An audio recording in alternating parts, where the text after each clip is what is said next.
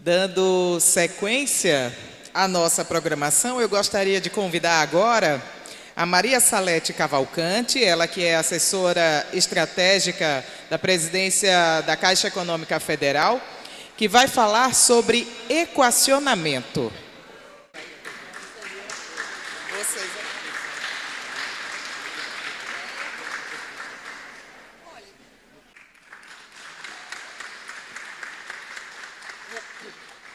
Obrigada, pessoal. Eu vou me permitir ficar em pé para poder ver melhor vocês. Meu compromisso com o evento era na noite de ontem, que eu tinha vindo representando o presidente da Caixa. Porém, como o intuito desse evento é trazer o melhor possível de informações para vocês, a organização do evento me pediu para voltar aqui hoje e a gente bater um papo tranquilo, não tem uma apresentação, não vou fazer palestra, é uma conversa com vocês sobre temas que, pela maneira como são tratados, assim, numa diversidade de opiniões, eles acabam gerando algumas angústias, algumas dúvidas. Então, a organização do evento me pediu: Salete, passa lá e dá um recado para as pessoas sobre, principalmente, dois temas que hoje circulam e que as pessoas ficam se questionando. O que é certo disso? O que é que está errado?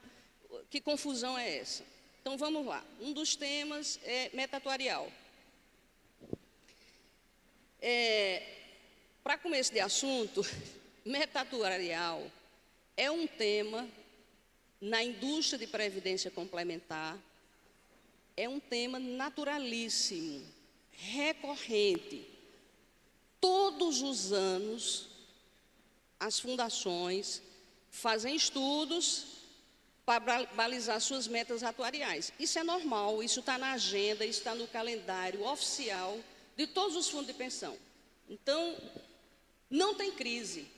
A gente parece que tem uma crise agora de discussão de meta atuária da FUNCEF, mas não tem crise. Esse debate é feito anualmente. Nós tivemos... Ricardo, seja bem-vindo. Ricardo chegou. Nós tivemos uma reunião com a Previc. A Previc falou assim para a gente, o Conselho Deliberativo, porque a Previc se reúne com o Conselho Deliberativo e com a diretoria a cada 3 meses. A Previc falou assim: o único fundo de pensão que as pessoas tratam meta-atuarial nas redes sociais é o de vocês. E a gente não entende, porque isso é um tema muito técnico. Então, o que eu quero dizer com isso? Por mais boa vontade que tenham de muitas pessoas especialistas e que expressam suas opiniões nas redes sociais, isso às vezes, ao invés de informar, como alguns pretendem, desinforma. Então, queria tentar aqui, em algumas poucas palavras, passar para vocês a realidade do que está acontecendo, porque esse é o ponto. Primeira coisa que eu queria falar para vocês é que a governança da FUNCEF, ela tem sido robustecida e melhorada a cada ano, a cada mês. Hoje nós trabalhamos para que as decisões sejam cada vez mais profissionais, cada vez mais técnicas. Isso é o que eu tenho acompanhado do trabalho da diretoria da FUNCEF, e esse é o trabalho que o Conselho Deliberativo tem buscado exercer. Então, eu tenho uma clareza muito grande que nós estamos, naqueles postos que estamos, para prestar um serviço à Fundação, e um serviço técnico, e um serviço profissional. Então, com relação à meta atuarial, a diretoria da FUNCEF fez alguns estudos esse ano, e ela faz todos os anos, e ela chegou à conclusão de que a gente poderia fazer pequenas calibragens na meta atuarial. Começando pelos planos, que são os planos mais dos ativos. Novo plano e REB, que a maioria das pessoas estão na ativa. Estudou-se a questão do perfil dos ativos dos planos, estudou-se a questão do ativo desses planos, dos passivos desses planos, estudou-se a questão dos cenários de incertezas os cenários futuros macroeconômicos e chegou à conclusão, os estudos técnicos, que poderia se fazer uma pequena calibragem, e é uma pequena calibragem. Quando a gente está falando da meta atuarial sair de 4,5 para 4,85 no novo plano e no REB, isso é uma pequena calibragem, calculada, inclusive com a projeção no futuro de probabilidade dela ser cumprida, é tudo calculado. E a diretoria entendeu por bem fazer esse ajuste nessas metas atuariais. Só que ela também tomou essa mesma decisão para o plano saudado, que eu acredito que a maioria aqui, eu até queria fazer uma aferição. Quem é do plano saudado aqui nessa sala? A maioria. E do não saudado? Bom, pois bem, então, estamos falando aqui mesmo com a maioria das pessoas. Quando a gente chega no plano saudado, é onde estão as dores da gente, e eu sou do plano saudado. Essa mesma meta também foi pensada para ser aplicável ao plano saudado. Eu sempre parto de um princípio, quando vou estudar as coisas, de colocar a dúvida.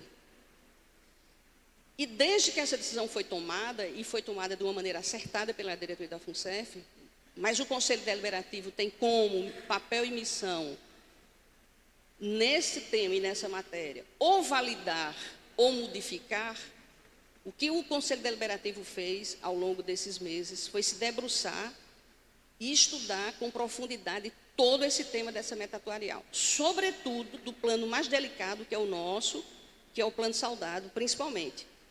Porque não tem dúvida, com relação aos planos, que tem muita gente na ativa, essa calibragem aí, ela está super tranquila. Com relação ao saudado,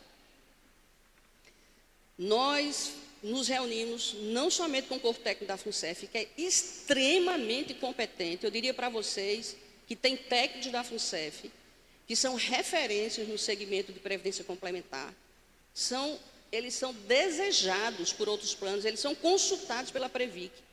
Então, do ponto de vista de equipe técnica, nessa área que eu estou especificamente falando, a FUNCEF é muito bem servida. Nos debruçamos com a equipe técnica da FUNCEF, fizemos todos os questionamentos que eu vou trazer um pouquinho para vocês, e fomos, num avançar de compreensão, de formação de convicção.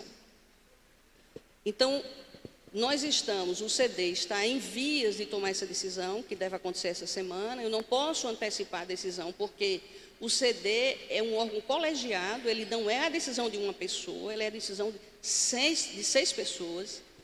Existe uma tendência que está se construindo, que eu diria para vocês, que é essa, dos planos que tem mais, que estão da ativa, de ficar os 4,85, tem essa tendência se consolidando, e tem uma tendência de uma calibragem menor no plano saudado. Por quê? Porque é seguro adotar essa medida, porque isso não é uma medida para o resto da vida. Todo ano a gente pode refazer os estudos, recalibrar, manter, voltar atrás e mais à frente. Isso é uma decisão normal de gestão dos nossos planos. E a discussão no patamar em que ela está no sentido de que, imaginemos que nós aumentemos 0,2 de 4,50 para 4,70. Uma hipótese, isso é hipotético, eu estou falando hipoteticamente, porque a decisão não está tomada e eu não tenho delegação para falar de uma decisão que será coletiva. Mas eu vou trazer esse exemplo para dar uma clareza para vocês, da tranquilidade que é a decisão que está sendo tomada. Se nós, por hipótese, chegássemos a essa decisão de calibrar a meta atuarial do saudado para 4,70, quais seriam as implicações disso? Qual seria o efeito disso para nós, participantes? Num primeiro momento, a redução do déficit equacionar. Certo? Então, a gente tem lá um saldo de déficit não equacionado. Na hora que a gente aumenta a meta atuarial, esse déficit equacionar ele é reduzido. Isso significa, traduzindo em outras palavras, que a possibilidade de equacionamento, ela fica absolutamente afastada. Absolutamente é um termo muito forte, mas ela fica muito remota. Se a gente não tinha equacionamento à vista, a gente passa a ter isso de maneira mais remota ainda. Porque a gente tem um colchão bem consistente com os títulos que nós temos para não fazer novos equacionamentos. Com esse pequeno calibragem na meta, esse colchão ele fica mais robusto, ele fica mais largo. Então isso seria um primeiro efeito. Mas qual é o efeito disso no equacionamento? Porque, como vocês sabem, meta atuarial é a meta do equacionamento. É um efeito ínfimo, ou seja, de uma redução com aquelas medidas que todo mundo está sabendo que aquelas medidas vão reduzir o equacionamento em torno de 43%. Se essa decisão for tomada pelo CD, ao invés de 43%, fica por volta ali de 42,5%. É isso o impacto que terá para nós. A gente dá uma sustentabilidade lá na parte a equacionar, ou seja, a gente fica muito mais confortável com relação a essa questão do equacionar. E, por outro lado, o impacto dele para nós é bem pouco expressivo. Aí as pessoas às vezes ficam dizendo nas redes sociais, porque a decisão de baixar a meta atuarial em 2017 foi errada. Ela não só foi acertada, como nós só estamos convivendo com a realidade tranquila que estamos hoje por conta da decisão que foi tomada de redução de meta atuarial lá atrás. Nós reduzimos 1 ponto percentual na meta atuarial em 2017. Se nós não tivéssemos feito isso, nosso equacionamento hoje era muito maior, porque esse 1 ponto, ele estaria acrescentado na atualização da nossa dívida mensalmente, de maneira de juros compostos. 1% ao mês de juros compostos de 2017 para cá. Então, vocês podem calcular e ver se essa decisão não tivesse sido tomada, que a realidade que a gente teria hoje era uma realidade muito mais onerosa para nós. Então, eu queria trazer essa tranquilidade para vocês, dizer para vocês que eu não sou uma pessoa de uma tese a engolir por inteiro. Não sou mesmo. E o pessoal da FUNCEF sabe o quanto o Conselho Deliberativo, não somente eu, todos os conselheiros, como eles foram diligentes, exigentes e questionadores de todos esses estudos. E para completar, eu diria que esses estudos feitos pela FUNCEF, ele teve uma segunda opinião de uma consultoria que foi contratada e que validou todo esse endereçamento dessa decisão da meta atuarial. Com essas palavras, eu queria dizer para vocês que a decisão que está sendo tomada é uma decisão profissional e técnica, com os pés no chão e com os olhos no futuro. Eu também tive o cuidado de discutir com a Caixa Econômica essa questão da meta atuarial, porque, num princípio, a Caixa não tinha aderência nesse tema.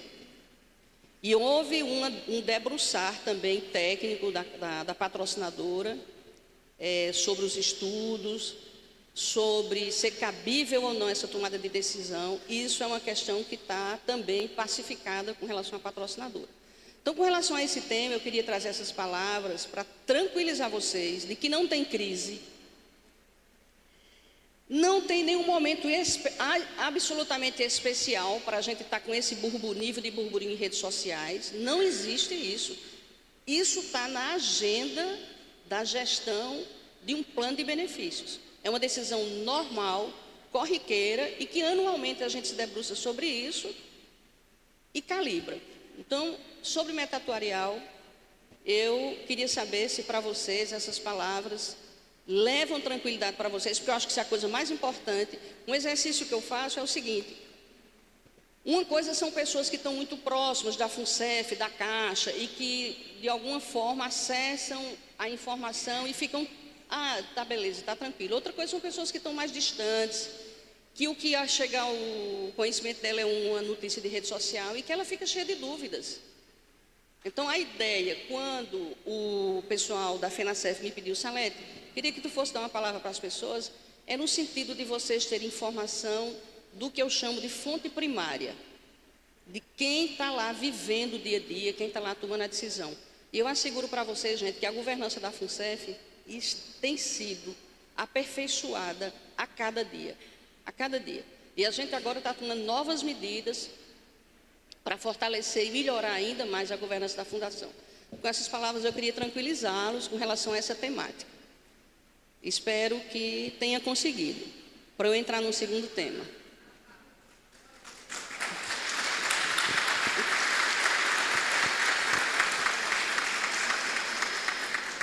Então, eu entendo que esse gesto é um gesto de dizer, ok, estamos confiando em você, beleza, então vamos em frente.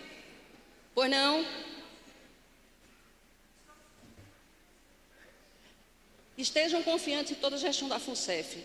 A FUNCEF, ela está num momento que eu diria para vocês, um momento áureo.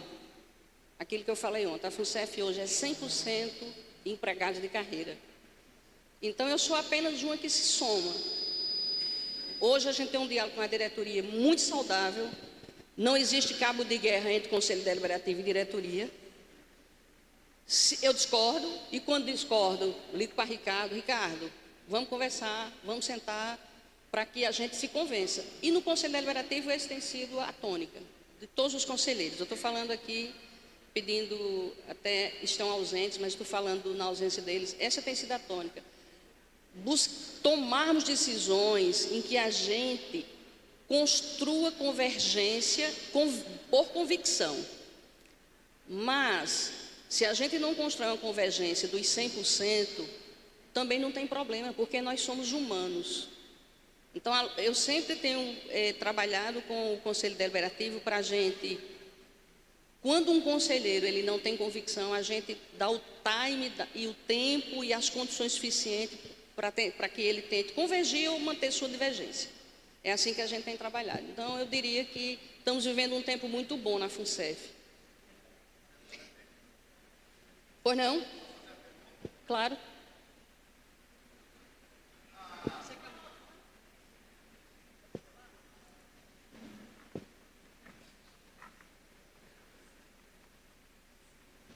Obrigado pelo espaço, bom dia.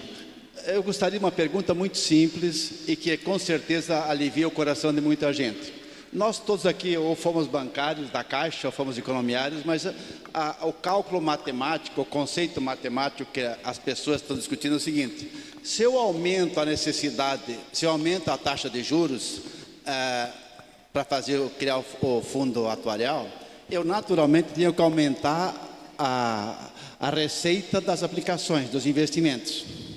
Ora, se eu aumento a necessidade aqui, com a taxa de juros aumentando 0,01 ou 0,25, o que quer que seja, aqui tem que aumentar também. Aí a pergunta vem, como que eu vou reduzir o impacto dos déficits se eu estou tendo que fazer os investimentos melhorarem ainda mais para cobrir a exigência extra que foi colocada? Perfeito.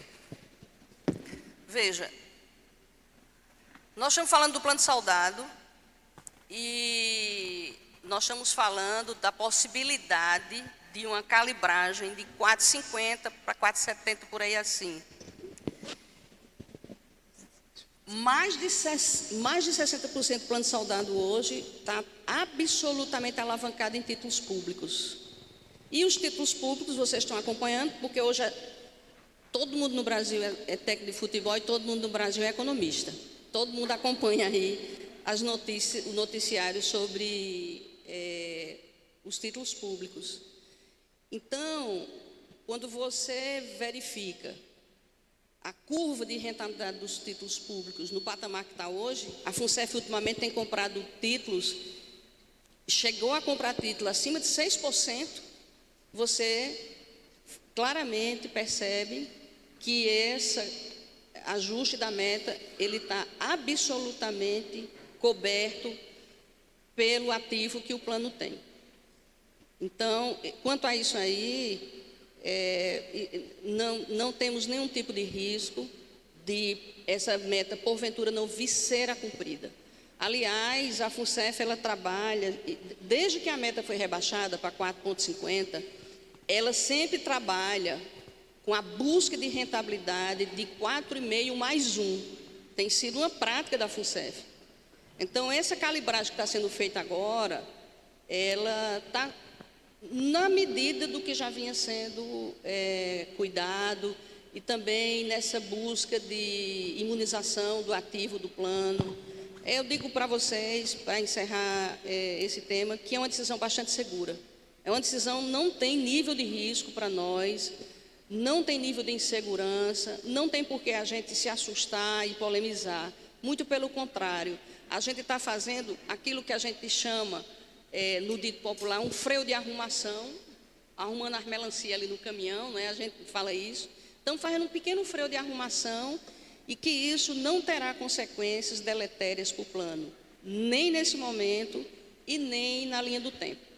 Podem ficar tranquilos quanto a isso. Eu digo para vocês, até para finalizar a tranquilidade de vocês, eu era contra fazer essa calibragem, mas nos meus estudos e dos meus... E quem da FUNCEF me ouvir sabe que eu estou falando a verdade. Nos meus estudos, nos meus aprofundamentos, nas fontes que busquei, eu fiquei absolutamente convencida de que essa decisão é uma decisão muito tranquila e necessária para o momento. Também conversei com grandes especialistas sobre incerteza do futuro. E ele falou, Salete, o momento é esse ajuste aí, ficar 4,5, 4,70, 4,75, 4,80, isso não tem nenhum risco para o nosso plano. Podem ficar tranquilos. Dito isto, eu vou passar para o segundo tema, que eu acho que é um tema muito caro para todos nós. Minha passagem aqui é rápida, mas estou atendendo aqui ao pedido do pessoal para a gente falar sobre isso. Plano de saúde e caixa. Todos nós sabemos que são nossos grandes patrimônios, a FUNCEF e o plano de saúde. E o plano de saúde e caixa, para o ano, vai ter acordo coletivo, não é? Porque ele é de 2 em 2 anos, vai ser formado um grupo de trabalho. Eu creio que ainda esse ano esse grupo será formado. As entidades já foram consultadas. Vai ser um grupo paritário, caixa e entidades representativas, a FENACEF, a FENAI, a FENAG, a Audicaixa, todo mundo vai estar alocado em algum grau nesses grupos para debater melhorias para o saúde e caixa. O que é que eu diria sobre esse tema do saúde e caixa? Eu estou diante de uma plateia de pessoas muito bem informadas, são bancários, são pessoas que gostam de ler jornal, são pessoas que são informadas sobre o dia a dia. O segmento de plano de saúde, ele vem passando por um processo muito complexo. Todos vocês sabem disso, eu sei que eu estou falando do que vocês sabem. Eu diria que é um segmento que está como se fosse atravessando uma crise. É um segmento que os custos aumentam a cada dia. A modernização da medicina, ao invés de reduzir custos no segmento de plano de saúde, faz aumentar. Porque a gente vê nas empresas, quando você bota inteligência artificial nas empresas, reduz custos nas empresas. Mas no segmento de plano de saúde, a modernização da medicina gera um efeito contrário, aumenta os custos. Então, nós temos o privilégio de ter um plano que está entre os melhores planos do país e um dos mais baratos.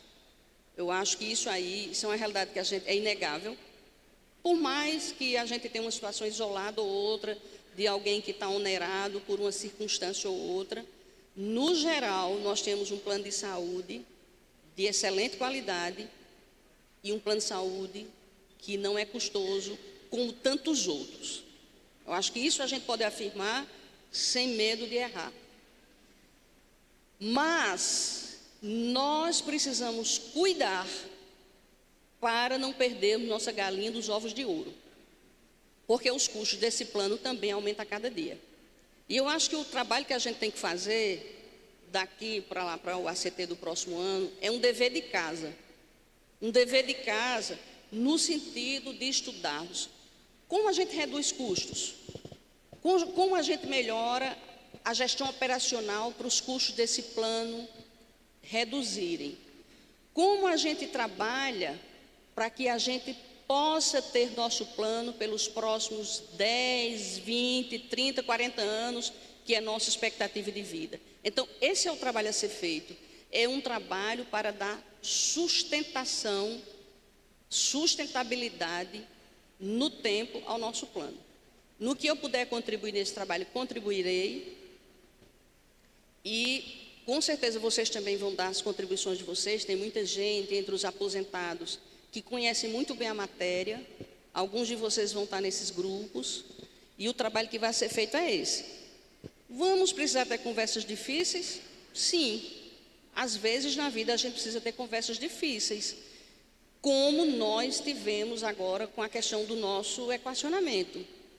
Tivemos conversas difíceis, tivemos momentos em que a gente gostaria que fosse diferente, mas quando a gente está construindo soluções, às vezes a gente também tem que aprender a renunciar a algumas coisas.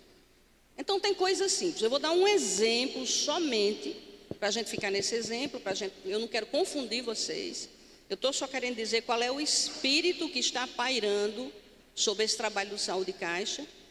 É um espírito da gente dar sustentação ao nosso plano. A gente precisa dele. Eu tenho 64 anos, eu quero daqui a 20 anos, penso que estarei vivo, eu quero ter meu plano de saúde, não quero que ele falte no momento em que a gente mais precisar. Só para dar um exemplo de coisas pequenininhas que a gente pode fazer e a gente ir arrumando o rumo do nosso plano. Por exemplo, nosso plano, ele não tem limite para fazer exames por ano, por mês, por semestre. Então, eu vi casos de pessoas que quase têm uma mania de ir a médico e pedir exames. Isso custa para o plano. Então, sem prejuízo da nossa saúde, sem prejuízo da nossa assistência, questões dessa natureza, nós podemos ajustar no plano. Vou dar um outro exemplo, bobo, simples, mas que também faz sentido. Eu me caso, estou com 64 anos e me caso. Boto meu parceiro dentro do plano de saúde. Custo para vocês. Não tem nenhuma regra no plano que diga: então, Salete tem 64 anos, casou com uma pessoa de 70, então essa pessoa, para entrar no plano, vai precisar pagar uma joia. Não tem essa regra. O que é que acontece? Salete coloca mais custo dentro do plano para todo mundo aqui pagar. Eu não pago só, todo mundo paga. Então, estou dando dois exemplos simples, só para a gente entender que a gente precisa fazer um bom dever de casa, fechar umas portas, ajustar uns parafusos e melhorar a sustentabilidade do nosso plano. Esse é o espírito, porque é isso que todos nós queremos. A gente quer ter esse plano daqui a 20, 30 anos. É nesse sentido que a gente vai trabalhar para a melhoria do plano, jamais para perda de direitos, jamais para perda de benefícios. Trabalhar melhor a questão da saúde preventiva. Existem metodologias hoje à disposição aí no mercado para que a gente trabalhe mais de maneira preventiva a saúde e nosso segmento com a idade que nós temos. Precisa disso. Então, são essas coisas que a gente vai precisar construir, gente. Agora, em 2025, com relação à nossa saúde caixa, tomara que a gente seja muito exitoso. Enfim, eram essas palavras que eu tinha para dizer para vocês. A pedido aqui da coordenação, eram os dois temas que eu acho que eram muito caros para vocês queriam ouvir alguma coisa. Era isso que eu teria para trazer nesse momento. Muito obrigada.